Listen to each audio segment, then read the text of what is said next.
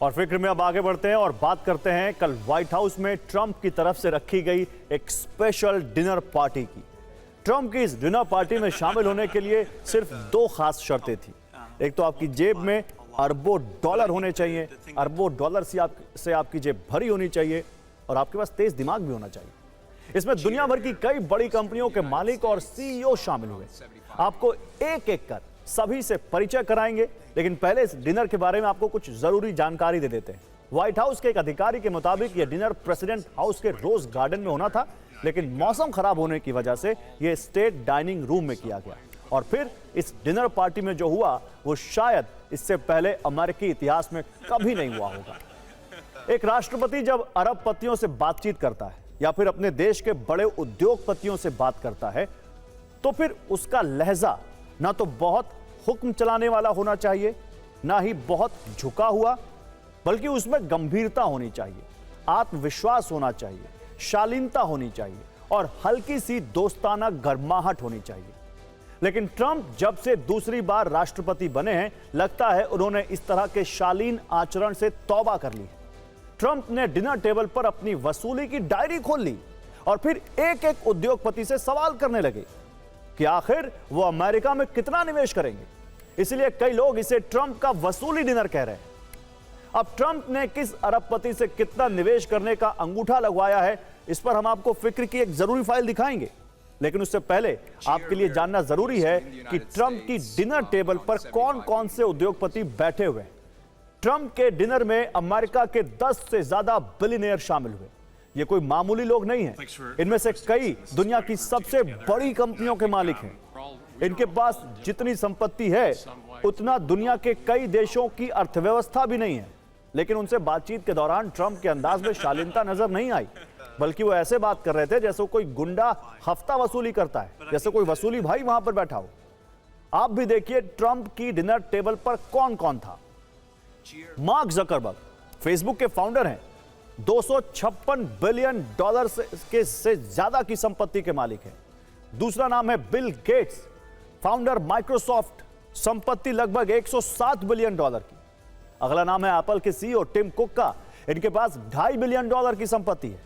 Trump की dinner table पर Google के सीईओ सुंदर पिचाई भी थे, इनकी संपत्ति लगभग 1.3 बिलियन डॉलर।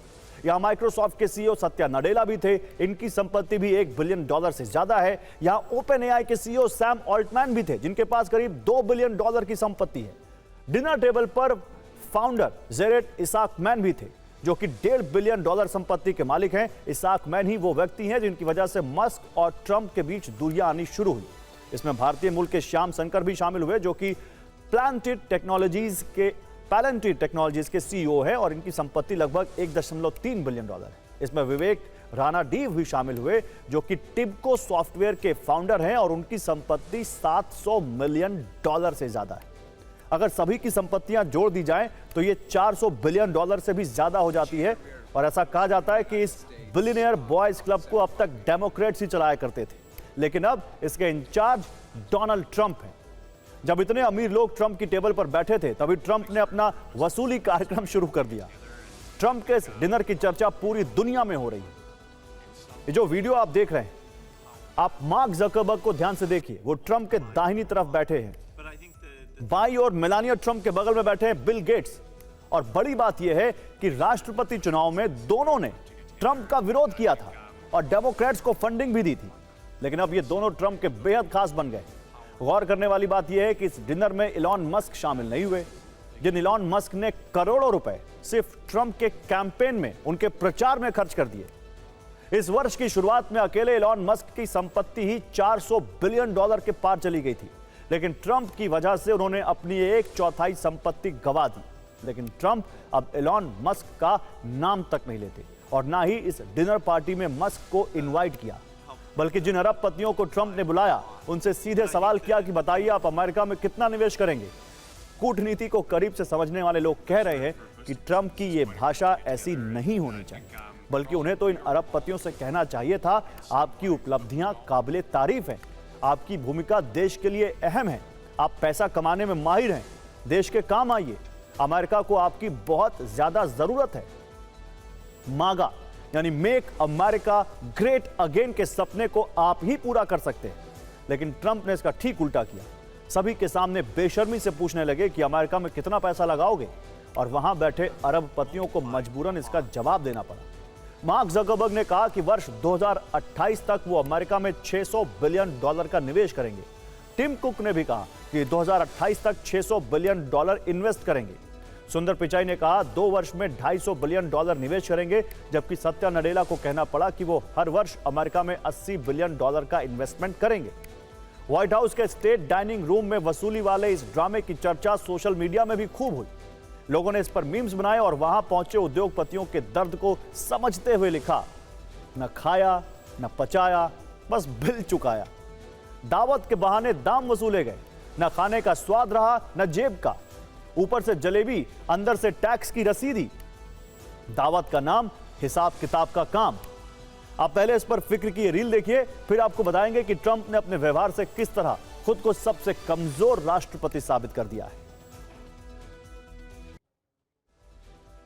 तो एप्पल के फाउंडर टिम कुक से पूछते हैं वो एप्पल के सीईओ से कि भाई बताओ तुम कितना पैसा लगाओगे, तुम कहीं और थे, अब अमेरिका लौट के आ रहे हो तो कितना पैसा लगाओगे। तो टिम कुक कहते हैं $600 बिलियन। तो ट्रंप कहते हैं अच्छा हाँ $600 बिलियन तो ठीक है। मतलब इस तरह से बातें हो रही हैं। डोनाल्ड ट्रंप जब से सत्ता में आए हैं कूटनीतिक मोर्चे पर कंफ्यूज हैं। ट्रंप कब क्या कहेंगे कोई भरोसा नहीं। उनकी डिप्लोमेसी में कोई लॉन्ग टर्म विजन है ही नहीं। एक दिन कुछ कहते हैं, दूसरे दिन कुछ और। लेकिन आज डोनाल्ड ट्रंप ने सोशल मीडिया के अपने प्लेटफॉर्म ट्रुथ सोशल पर एक पोस्ट किया, जिससे कंफ्यूजन की मात्रा थोड़ी बढ़ गई है। डोनाल्ड ट्रंप ने लिखा, हमने भारत और रूस को चीन के हाथों खो दिया। अब सवाल यह है कि ट्रंप ने ऐसा लिखा क्यों? ये ट्रंप का डर है या फिर कोई नया ड्रामा है? भारत से संबंध बिगड़ने का पश्चाताप है या रूस चीन भारत के बदलते समीकरणों से उनकी ईर्ष्या है? ट्रंप ने एक तस्वीर पोस्ट की जिसमें प्रधानमंत्री नरेंद्र मोदी, रूस के राष्ट्रपति व्लादिमीर पुतिन और चीन के राष्ट्रपति शी जिनपिंग साथ में दिखाई दे रहे हैं। इस तस्वीर के साथ उन्होंने लिखा है, लगता है कि हमने भारत और रूस को दुष्ट चीन के हाथों खो दिया है। सवाल है कि आखिर ट्रंप कहना क्या चाहते हैं? क्या उन्हें टैरिफ वाली गलती का एहसास हुआ है या फिर वो दबाव बनाने के लिए कोई नई चाल चल रहे हैं? लेकिन ज्यादा संभावना यह है कि ट्रंप भारत रूस चीन की नजदीकी से परेशान है, जो अभी कुछ दिन पहले एससीओ समिट में चीन के तियानजिन में दिखी। उनकी इस परेशानी की सबसे ताजा वजह ये तस्वीरें, जब एससीओ समिट में प्रधानमंत्री मोदी पुतिन और शी जिनपिंग से मिले। रूसी राष्ट्रपति पुतिन के साथ प्रधानमंत्री मोदी की द्विपक्षीय वार्ता भी हुई, जिसमें दोनों के संबंधों को और मजबूत करने पर सहमति बनी। इतना ही नहीं, तीनों देशों ने मिलकर अमेरिका की धमकियों का सटीक जवाब भी दिया। प्रधानमंत्री मोदी पहले ही कह चुके हैं कि कोई कितना भी दबाव डाले, भारत अपने हितों की रक्षा करेगा और किसी कीमत पर नहीं झुकेगा। शी जिनपिंग ने भी ट्रंप को सख्त संदेश दिया, कहा हम किसी भी धमकी से नहीं डरते। पुतिन ने ट्रंप को कूटनीतिक आईना दिखाया, अमेरिका को समझाया कि चीन और भारत से धमकी भरे लहजे में बात नहीं की जा सकती। इन सख्त तेवरों के बाद शायद ट्रंप को यह एहसास हो गया कि अब उनकी प्रेशर डिप्लोमेसी काम नहीं आएगी। लेकिन उनको यह बात बहुत देर से समझ में आई। अमेरिका में ही बहुत सारे विश्लेषक और नेता उन्हें पहले से ही यह चेतावनी दे रहे थे, लेकिन ट्रंप कोई बात आसानी से मान जाए, ऐसा भले कैसे होता। तो भारतीय विदेश मंत्रालय ने ट्रंप के बयान पर टिप्पणी करने से फिलहाल इनकार किया है। हो सकता है जल्दी ही भारत इसका जवाब दे। हालांकि ट्रंप के सलाहकार पीटर नेवारो के बयानों पर विदेश मंत्रालय ने टिप्पणी जरूर की। नेवारो के बयानों को गुमराह करने वाला बताया, और सच्चाई भी यही है कि ट्रंप और उनकी टीम रूस से संबंधों के नाम पर लगातार गुमराही कर रही है। भारत के बाद अब ट्रंप ने यूरोप के देशों पर भी अटैक शुरू कर दिया है। कल पेरिस मीट के बाद यूरोपियन यूनियन नेताओं से ट्रंप ने बात की। यूरोप पर रूसी तेल की खरीद बंद करने का दबाव बनाया। ट्रंप ने कहा, रूसी तेल खरीदने से रूस की फौज मजबूत हो रही है। हंगरी और स्लोवाकिया जैसे देश अभी भी तेल खरीद रहे हैं। इस बातचीत के दौरान माहौल काफी गर्म रहा। यूरोपीय नेताओं ने सफाई दी कि रूसी तेल पहले से कम खरीद रहे हैं।